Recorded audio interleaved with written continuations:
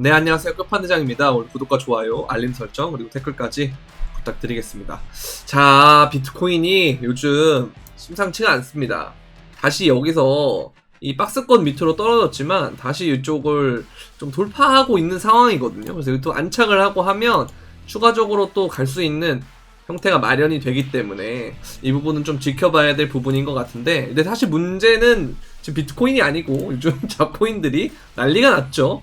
그래서 참 이제 보면서 과연 이게 보통 우리가 잡코인들이 상승을 하면 이 다음에는 비트코인의 조정이 온다라는 얘기가 많잖아요. 여러분들도 이제 오랜 시간 코인을 하다 보면 뭔가 그런 어떤 루틴이라 그런가요? 아무튼 뭐 그런 것들이 여러분들에게 딱 각인이 될 텐데, 근데 사실 이거를 우리가 좀 살펴보면 그럼 비트코인이 항상 이게 떨어졌냐라고 한번 우리가 생각해 볼 필요가 있어요. 이게 이제 뭐 룸 네트워크나 이런 잡코인들을 기준으로 봤을 때 요즘은 잡코인이 아니고 금본이다라고 말하는 사람도 좀 있지만 어쨌든 좀 잡코인이 맞으니까요. 이런 걸 보면 우리가 이때를 좀 볼 수 있을 것 같아요. 보면은 2020년 8월 초부터 8월 말까지 엄청나게 오릅니다. 그리고 쭉 빠져요. 자, 그럼 이때 우리가 이제 그 다른 우리가 알고 있는 뭐 메이저 코인, 스텔라 루멘을 한번 기준으로 해볼까요? 이런 것들을 한번 볼게요. 보면은 우리가 2020년에 보면 여기가 이제 7월달이죠. 그리고 8월달 떨어지면서 9월달, 10월달, 11월달 횡보 이렇게 가죠. 근데 아까 이제 룸 네트워크 한번 다시 보죠. 이제 보면은 여기서 쭉 올랐다가 9월까지 쭉 떨어졌죠. 그렇죠. 10월달까지, 11월까지 떨어졌다가 빵 반등하고 뭐 이런 식으로 간단 말이에요. 그래서 제가 그 코로나빔 이후에 한동안 이제 그때 제가 그 일한다고 좀 바빠서 투자를 조금 더 관망하던 시기가 있었어요. 근데 그때마다 저를 유혹했던 게 뭐냐면 이런 잡코인들의 무빙이었거든요. 이럴 때가 보면은 2020년 뭐 11월 달이라든지 아니면은 이제 다른 애들 뭐 메디블록 이런 애들들은 보면은 이때 보면은 이 피레침들을 엄청 쌌어요. 이런 피레침들. 이런 것들 피레침들을 엄청 쌌거든요. 그리고 뭐 스팀 그때 당시 있던 코인들이니까 뭐 그런 애들을 가지고 비교를 한번 해보자는 거죠. 그래서 스팀 이런 애들도 보면 자 보세요. 여기에 이제 이쪽이죠. 뭐 12월 달에 엄청 쏘고 그다음 8월 달, 9월 달에 좀 엄청 쏘고. 그러니까 보면 이게 만약에 이 상황이 이때와 같다면 요즘 상황이 그러면 이제 비트코인이 정말 제가 그 저번 영상에서도 말씀드렸던 것 같은데 이 모양이 뭔가 좀 수상하다 이겁니다. 조금 수상하다. 언제라고 좀 보이냐면 이동평균선을 굳이 이렇게 하지 않아도 이걸 차트를 로그 차트로 해서 좀 잘 보이게 해서 이거를 이제 이렇게 해서 보잖아요. 그럼 이제 이동평균선이 뭐 있지 않아도 이 바닥을 보면 뭐 여기가 바닥이 여기로 보고 이 바닥이 여기로 본 다음에 이 회복하는 과정에서 그 특정한 이 라인을 넘고 그죠? 여기가 이제 라인이 어떻게 생기냐면 이런 식으로 이제 추세선을 그으면 이쪽에 딱 휩소가 되거든요. 이렇게 여기 이렇게 선을 그어보면은 뭐 이런 식으로 이제 휩소가 돼요. 여기가 이렇게 한번 선을 그으면 여기가 이제 딱 휩소가 되거든요. 자, 그러면 이 어떤 라인이라는 그 주요한 지지저항 라인이 있고 그 위에 안착을 한 다음에 거기서 계속 이 횡보했다가 올라갔다가 떨어졌다가 횡보했다가 하는 이 모양이 지금 사실 여기랑 좀 유사한 것 같다라는 뭔가 그런 생각이 좀 들더라고요. 그래서 좀 지켜주면 괜찮을 것 같은데 라는 좀 생각이 좀 드는 그런 시점이긴 한데 어찌됐든 뭐 이게 저는 사실 제 개인적인 소망으로는 이때랑 같았으면 좋겠긴 해요. 그럼 얼마 안 있다가 이런 꿀맛 같은 그게 오잖아요. 근데 이제 그게 설사 아니더라도 우리가 이제 뭐 더 오래된 시점에서 보면 여러분들 다 알고 있는 반감기 그죠? 반감기 전에 이런 것들이 또 이벤트가 있기 때문에 그래서 비트코인은 좀 긍정적이지 않겠느냐라는 생각을 좀 하고 있습니다. 그래서 저는 빠르게 이렇게 올라가줬으면 좋겠어요. 네, 그렇게 했으면 좋겠는데 뭐 그게 아니더라도 반감기 해서 하면 우리가 이제 남은 시간은 2년이다. 그죠? 근데 사실 이게 지금 2023년 10월이니까 2년도 아니에요. 1년입니다, 1년. 왜? 반감기가 2024년인데 2024년에 이제 4월달이잖아요. 그때 해도 거기서부터 이제 막 계속 오른다 생각하면 우리가 체감했을 때 상승장은 그때부터인 거거든요. 그죠? 이제 보면 얘도 2020년 5월 이후로 그냥 이 지점을 더 이상 깨지 않았어요. 그죠? 그래서 뭐 요 과정들이 좀 있었지만, 횡보하는 과정들이 좀 있었지만, 이 순간에 있을 당시에는 그게 횡보인지 아닌지 알 수가 없다라는 거예요. 왜? 이 가격대가 오르고 떨어지는 것도 뭐 2, 30%가 올랐다가 그 다음 또 2, 30%가 떨어지고 뭐 이러는 시점이니까 이게 체감이 잘 안 된다라는 거예요. 그래서 우리가 항상 이렇게 차트라는 걸 볼 때 넓게 놓고 보면 이 유사한 프랙탈 구조가 좀 보이긴 한다 라는 생각이 좀 든단 말이죠. 그래서 만약 그게 맞다면 그럼 우리는 이 잡코 장이 끝난 다음에 뭐가 될 것 같냐면 비트코인 도미넌스가 다시 올라야 되는 시간이 온다는 겁니다. 그죠? 자, 8월, 9월 이후로 우리가 보게 되면 비트코인 도미넌스를 우리가 좀 보잖아요. 그러면 이제 얘는 이제 유효한 이 박스 구간을 거의 뚫었고, 보면은 여기서부터 있던 박스 구간을 뚫었고, 여기서 리테스트가 끝나면 또 올라가는 시점이 되는 거란 말이에요. 근데 보면은 이제 2020년도에 얘가 도미가 계속 내려가다가 8월 달부터, 그쵸, 8월 말부터 이 12월 달 말까지 계속 올랐어요, 도미넌스가. 중간에 물론 이 11월 달에 잠깐 이렇게 떨어진 게 있지만 그 다음에 또 올랐단 말이에요. 그래서 우리가 이걸 좀 반면교사를 삼아서 좀 생각해보면 지금 얘가 잘 가다가 도미가 떨어졌다가 다시 올라가는 상황에서 좀 멈추니까 잡코인이 난리가 난다. 그 다음에 얘가 이제 도미너서 뭔가 올라가야 될 시점인데 이때는 그럼 뭐가 될 거 아니야. 잡코는 많이 올랐으니까 급등한 것들 조정해서 떨어질 거고. 왜냐면 이때 예전과 또 다른 건 그때 당시에는 알트 선물에 그냥 개념이 별로 없었어요.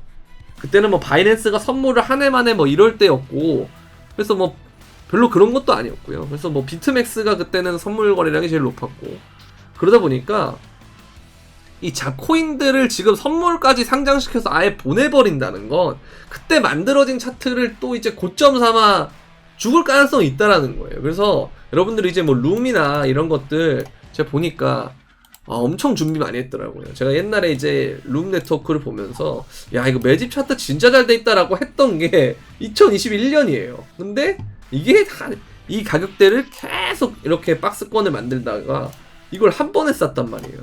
그렇다는 건 이걸 이제 다 털어내면 그때 얘는 이제 계속 가격이 점점점 우하향할 수밖에 없다라는 거죠. 그래서 우리가 이런 것들을 그때 당시에는 뭐 추세를 먹고 나와더라도 뭔가 이거를 난 장투를 할 거다라는 생각으로 접근하면 굉장히 안 된다라는 겁니다. 그래서 우리가 항상 중심을 잡아야 된다. 이 잡코인들을 그 단기 추세를 먹고 나오는 것까진 좋지만 그게 이후에는 우리는 뭘 가야 된다고? 항상 비트코인을 중심으로 하는 비트코인 도미넌스가 오를 수 있는 상황을 항상 염두에 둬야 된다는 거죠. 근데 비트코인 도미넌스가 오른다는 게 꼭 비트코인이 올라간다는 소리는 아니거든요. 비트코인이 떨어질 수 있죠. 그럼 이제 알트가 더 많이 떨어진다는 소린데, 그러면 이제 우리가 좀 생각을 해볼 거는 이제 코로나빔 같은 그런 게 좀 블랙스완 같은 게 올 수도 있다라는 생각은 좀 해야 돼요. 왜냐면 전쟁이 어쨌든 제가 그때 말씀드렸던 대로 확전이 되고 있기 때문에. 그럼 이게 어쨌든 우크라이나 때는 코인에 부정적으로 작용을 했고 이번에는 긍정적으로 작용할 수 있다라는 뷰도 있고요. 저도 나름대로는 좀 그렇게 생각을 하는데 항상 우리는 아닐 수도 있다라는 걸 전제를 깔고 해야 되니까 그런 걸 좀 염두에 두고 하면 항상 이 비트코인을 중심으로 세팅을 서서히 해야 되고 플러스 현금을 항상 들고 있어야 된다. 자, 근데 우리가 이제 추세를 보게 되면 얘가 막 떨어진다 그래서 뭐 정말 드라마틱한 그 하락 있잖아요. 코로나 빔 때처럼 뭐 이런 식으로 갔다가 여기가 아니죠. 죄송합니다. 여기가 아니고 무슨 여기 15,000대 있잖아요. 여기를 한 번 더 뭐 갔다가 이런다는 건 저는 잘 모르겠거든요. 아직까지는. 그래서 그냥 좀 더 조정이 나오면 뭐 그때 말씀드렸던 대로 한 뭐 22,000이나 24,000이나 뭐 이런 데는 그럴 수 있다고 생각을 해요.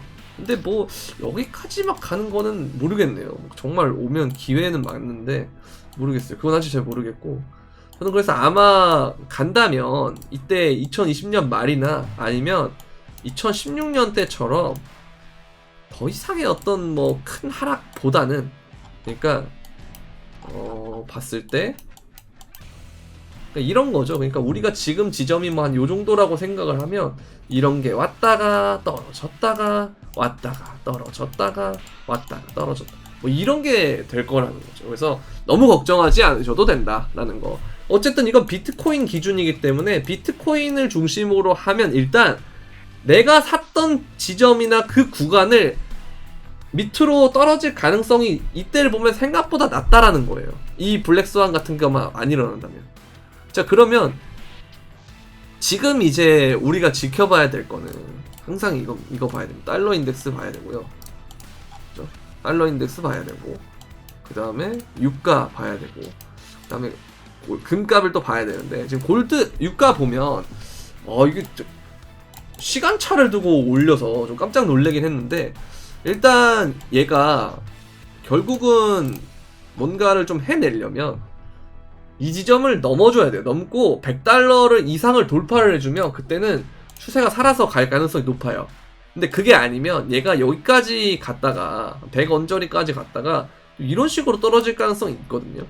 근데 만약에 차트상으로 그런 그림이 좀 보이는데 만약 이렇게 간다면, 그러면 뭔가 새로운 이론들이 막 나오면서 코인도 그때 되면 뭐 이상한 논리로 주목을 받을 수도 있는 거고요. 그래서 항상 이런 것들은 언제 바뀔지 모르기 때문에 항상 우리 염두를 해둬야 된다. 그리고 지금 전쟁의 목적은 공급망 재편입니다. 공급망 재편과 이거는 러우 전쟁 때부터 시작된 개념이에요. 그죠? 공급망 재편, 그리고 중국을 견제하는 거. 이 미중 갈등의 연장선이라고 보시면 됩니다. 이게 이제 그 딱 중심축이고요. 그때 설명드렸어요. 중국을 견제하려고 하고 그 다음에 러우로 이제 이거를 동유럽은 막았는데, 그 다음에 이제 어딜 막냐, 아프리카 또 막았죠. 분쟁 지역 엄청나게 만들었죠. 지금 아프리카 막고, 그 다음 중동 막으면 이제는 어디로 가야 되냐 이거예요, 중국이.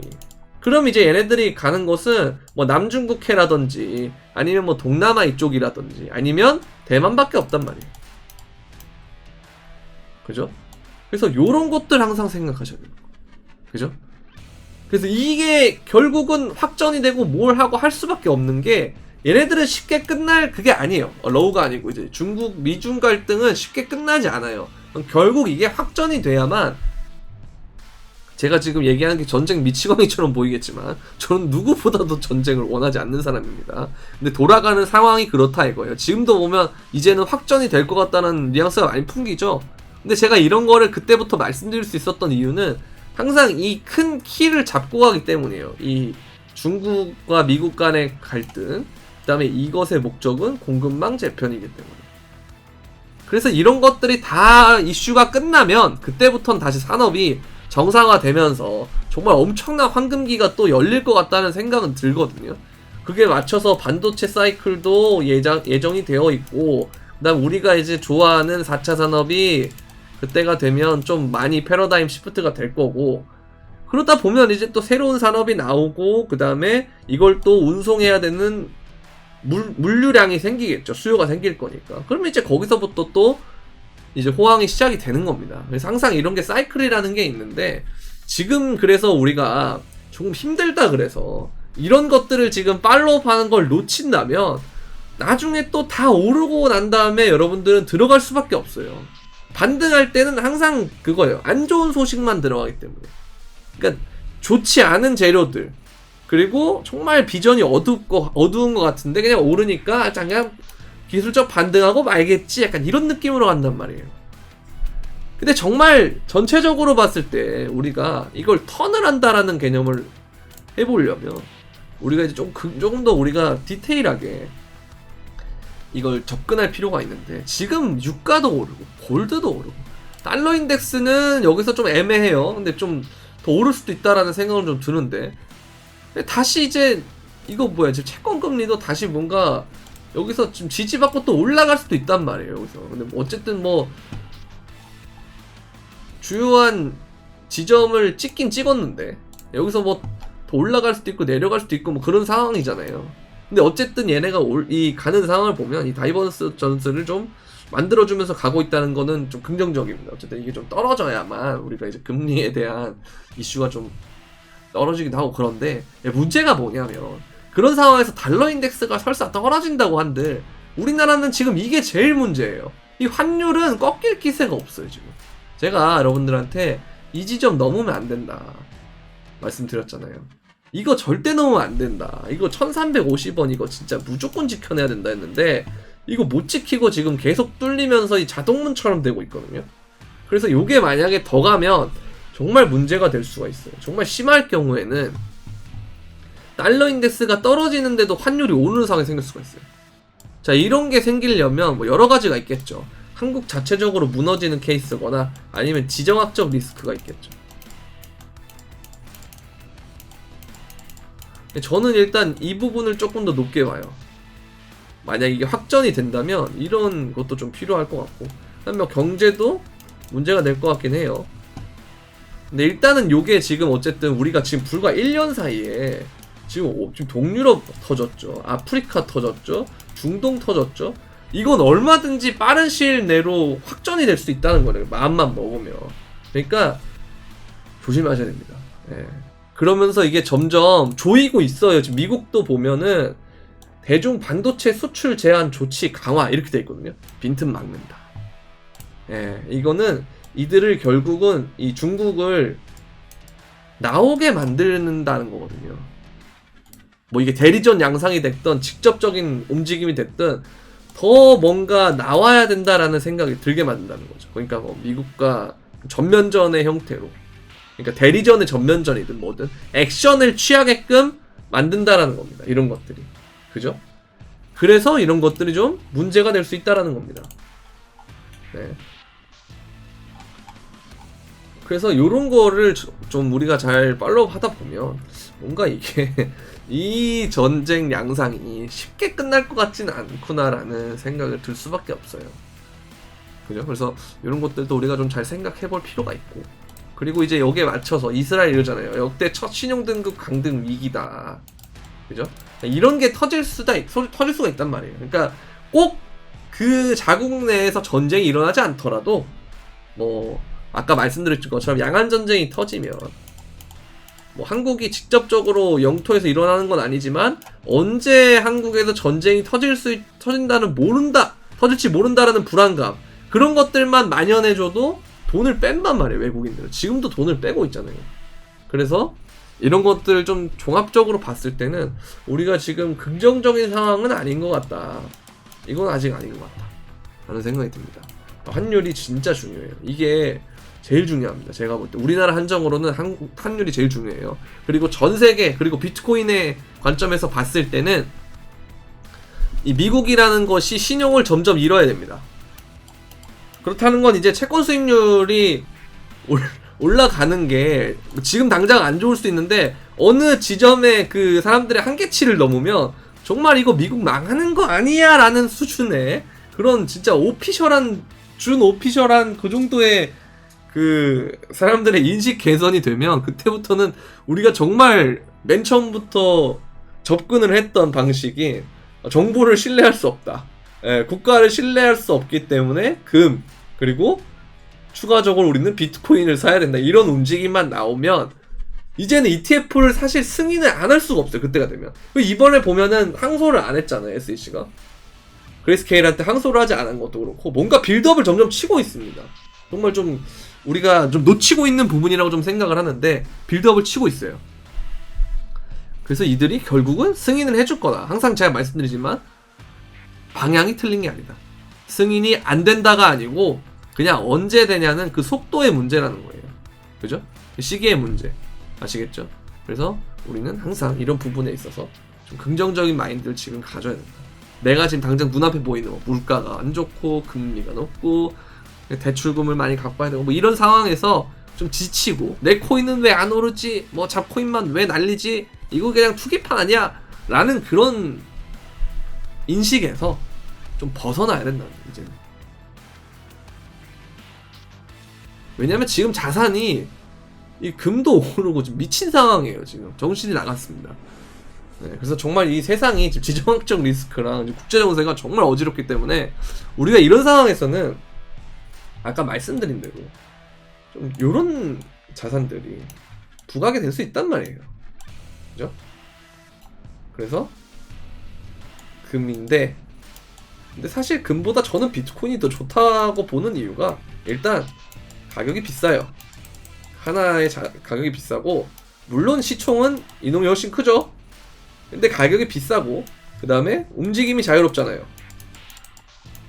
금은 정말 우리가 진짜 금괴를 이렇게 실어가지고 뭐 뛸 수도 없고, 뭐 금고를 들고 이동할 겁니까? 이동성이 용이하잖아요. 그러니까 그런 것들도 있고, 아직까지는 규제를 잘 받지 않고 있다.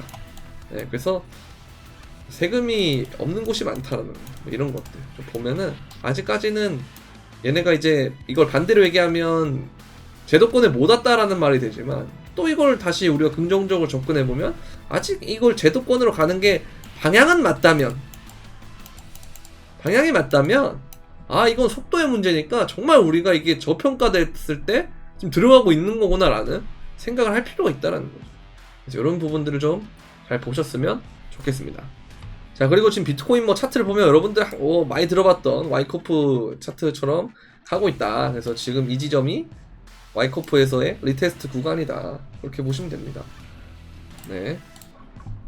그리고 지금 보면은 이제 가격 횡보가 길어지고 있는데, 비트코인 역대 사이클 관점에서는 1, 2년 홀딩 물량이 2, 3년 홀딩 물량으로 손바뀜되고 있다. 그러니까 이게 계속 존버를 하고 있다는 거예요. 네. 똑같아요. 이런 식으로 늘어날 때가 항상 역사적으로 좋은 구간이었다는 거예요. 이게 보면은 여기도 지금 늘어나고 있는 구간이잖아요. 여기가 딱 아까 제가 말씀드렸던 그 8월달 그 구간입니다. 8월달. 이 끝에가 아마 8월일 거예요. 한번 볼까요? 여기인데,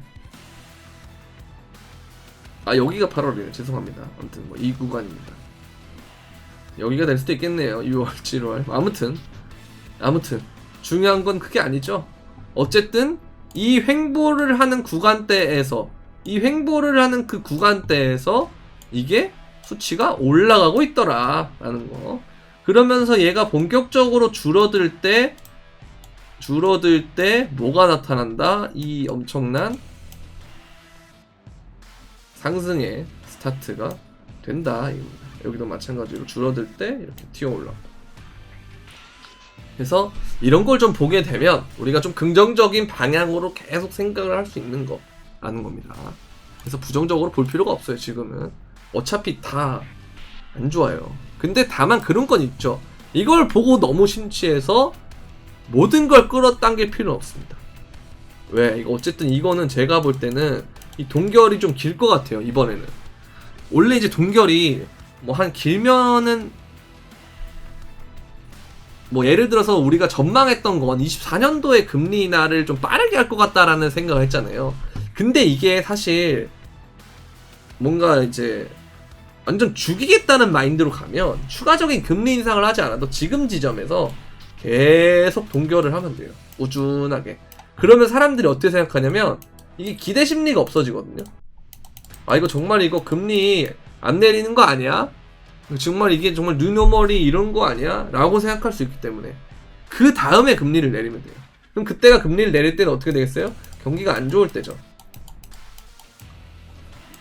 그래서 사실 금리 동결 구간에서 인하로 바뀔 때가 오히려 자산시장은 반등을 하다가 바뀌는 변곡 지점이기도 합니다. 그래서 어쨌든 이런 부분들을 좀 우리가 생각을 해보면 동결이 됐을 때는 우리가 긍정적으로 보는 건 맞는데, 문제는 이 과정에서 내 가계경제, 실물경제가 안 좋아지는 건 맞기 때문에 너무 과도한 돈을 넣으면 내 실물경제에서 뭔가 계속 양털 깎이듯이 깎이는 순간 멘탈이 못 버텨요. 그쵸? 그래서 이런 부분들은 좀 적당히 여러분들이 조율을 하셔가지고 현금 비중도 항상 들고 있어야 되고, 그 다음에 자신감을 가지라는 말은 내가 현금 비중을 들고 있고 포지션을 잘 취한 상태에서 진입한 물량들을 뚝심 있게 가져갈 수 있으려면 자신감이 있어야 돼요. 아시겠죠? 그러니까 요런 과정들을 좀 가졌으면 좋겠다. 네, 그런 생각이 듭니다. 이것도 마찬가지예요. 이 21선에서 지금 계속 얘가 지금 여기서 버티고 있는데 여기서 좀 잘 넘고 가면 문제 없다. 이건 이제 26,900대잖아요. 지금 이제 27,200이고 그러니까 잘 넘어가면 된다 라고 생각하시면 됩니다. 자, 근데 재밌는 거는 이스라엘하고 팔레스타인 전쟁에 불구하고 미국 침체확률이 1년 만에 50%나 떨어졌다 뭐 이런 얘기가 있는데 이게 그러면 사실 네 요게 이제 리세션이 시작이 되는 게 꺾이면서 좀 시작이 됐단 말이에요. 그죠? 근데 이제 코로나 때는 이제 이게 꺾이면서 좋아지면서 갔던 부분이 있는데 그래서 지금 이게 이때처럼 크게 올지 아니면 적게 올지 이거는 조금 모르긴 합니다만 어쨌든 좀 얘네들이 이제 자기네들 치킨 게임을 하는 거니까 지금 이제 어느 정도의 그 손실을 감수하고 이들이 지금 접근을 하는 거잖아요. 그래서 그런 쪽의 방향성이기 때문에 좀 버텨야 됩니다, 여러분들. 지금 버티는 시기입니다. 그러면서 차곡차곡 현금을 이제 비중도 좀 적당히 만들지만 나름 어느 정도는 조금씩 보다 버티기도 하고 그 다음에 투자도 해야 된다라는 시기입니다. 이렇게 보시면 될 것 같아요. 그래서 뭐 낙관론이 확대된다, 인플레 둔화된다 뭐 이런 게 있는데 어쨌든 이게 유가가 오르면 또 반영이 될 수 있단 말이에요. 그래서 이게 2차 오일 쇼크의 위험성은 항상 갖고 있어야 돼요. 2차 오일 쇼크의 위험성 그건 항상 가지고 있어야 된다. 근데 2차 오일 쇼크 때는 제가 말씀드렸잖아요. IT랑 이런 애들은 오히려 올랐다고. 그죠? 이런 거. 네, 요런 거는 이제 좀 다를 수 있어요, 상황이. 그래서 오히려 우리가 지금 하는 쪽이 어쨌든 신기술 쪽이니까 오일쇼크 2차 때면 뭐 거의 뭐 진짜 컴퓨터가 뭡니까? 그때 당시에 좀 별거 없었던 시기인데 그때 IT 애들이 올랐다는 건 좀 기대감으로 오른다라는 거니까 아무래도 이거에 맞춰서 우리도 좀 생각을 해보면 우리가 나스닥의 애들이 빅테크 애들이 막 반등하면서 막 엄청나게 오르는 저점에서 엄청나게 올랐던 뭐 그런 상황을 코인도 좀 올 수 있지 않는가라는 좀 기대감을 갖고는 있습니다. 그래서 제가 자꾸 좀 그런 쪽으로 생각을 하다 보니까 2020년 말에 있는 그런 차트와 비슷한 거를 좀 보게 되는 것 같아요. 그렇게 보시면 되겠고. 저는 사실 이걸 보면서 좀 느낀 게 있어요. 그러니까 미국 정부가 50억 달러 이상 비트코인을 보유 중이지만 등락에 관심이 없다. 얘네들은 결국 뭐냐면 핸들링을 하고 싶다라는 거예요. 이해되세요? 이걸 하고 싶다라는 거예요. 이 비트코인이라는 게 어떻게 보면 다국적이잖아요. 근데 이 주권 자체가 이제 미국이 잃어버리지 않으려면 이 비트코인과 암호화폐 시장도 핸들링을 해야 되는데 그동안 중국 애들이 너무 갖고 있었어서 이걸 이제 채굴 물량은 이제 미국으로 땡기긴 했어요. 그죠? 이제 나머지 것들, 나머지 시장에 풀려있는 것, 앞으로 나올 것들은 미국이 통제가 가능한데 이미 나와 있는 것들은 통제하기가 좀 힘들다라는 거죠. 그래서 이런 것들 때문에 미국이 계속 핸들링을 하려고 하는 거고 뭔가 그러다 보니까 ETF 하나에 이제 저도 그렇고 수많은 코인 투자자들이 막 바라고 열망하는 거 보면 그 ETF도 결국은 뭐냐 승인 주체가 미국이라는 거거든요. 그래서 얘네들의 주도권을 아무래도 가져가려고 하는 것 같다라는 생각이 들고 그리고 이제 조금 그 과정에서 저는 이 그레이스케일을 요즘에 우리가 너무 놓치고 있었던 거 아닌가라는 생각이 들어요. 왜냐면 얘네 할인율이 다시 15%까지 올라왔거든요. 엄청나게 많이 올라왔어요. 마이너스 15%지만. 그죠? 원래 얘가 무슨 그때 뭐 마이너스 50인가 마이너스 80인가 아무튼 거기까지 내려갔다가 여기까지 올라온 거예요.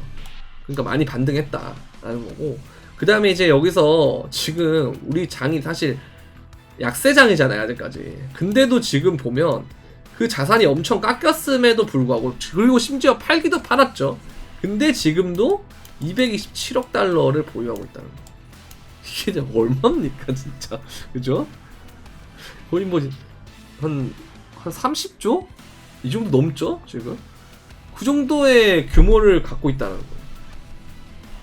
대단한 겁니다 진짜. 아 물론 이게 신탁이기 때문에 이게 AUM의 개념으로 봐야 되는 건 맞아요. 근데 사실 우리가 블랙록도 그렇고 다 뭐 경단위를 운영을 하고 있다 뭐 이런 것처럼 근데 우리 코인이 아무것도 아닌 그 제도권도 안 간 놈이 무슨 이거면 이걸 누군가는 거품이라고 볼 것이고 누군가는 이 잠재력이 크다라고 볼 건데 저는 일단 후자로 생각하긴 해요.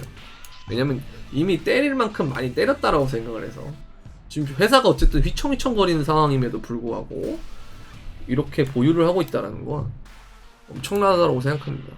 그래서 이게 이제 GBTC가 뭐 ETF가 된다거나 뭐 이런 과정들이 되면 정말 재밌는 상황이 많이 연출될 거라고 생각해서 여러분들 이제 그 그레이스케일 포트폴리오도 한 번씩 좀 볼 때가 된 것 같다라고 봅니다. 보면 이제 저평가된 애들이 좀 많죠. 억가를 뭐 당한다라는 개념이 좀 있는 애들 많죠. 뭐 솔, 젠 이런 애들도 억가를 좀 당하고 있다라는 거. 이런 것들도 이제 우리가 이제 그 솔을 보면 우리가 FTX나 그다음에 이제 뽀글이 이슈가 있잖아요. 그러니까 이런 어떤 악재들을 이제 조금 걷어내고 이 본질적인 개념으로 얘가 괜찮은 놈이냐 아니냐라는 그런 서칭을 할 필요가 좀 있다라는 거. 그래서 저도 이제 좀 이런 부분을 좀 생각하려고 해요. 뭔가 어느 순간 보니까 놓쳤어. 그레이스케일 할인율도 많이 올라갔고 복구를 많이 했고 그 다음에 아직까지도 얘네들 이만큼의 자산을 보유하고 있다라는 거. 이게 정말 엄청난 거라고 저는 생각하거든요. 그래서 이런 것들도 우리가 좀 신경을 좀 쓸 때가 왔다.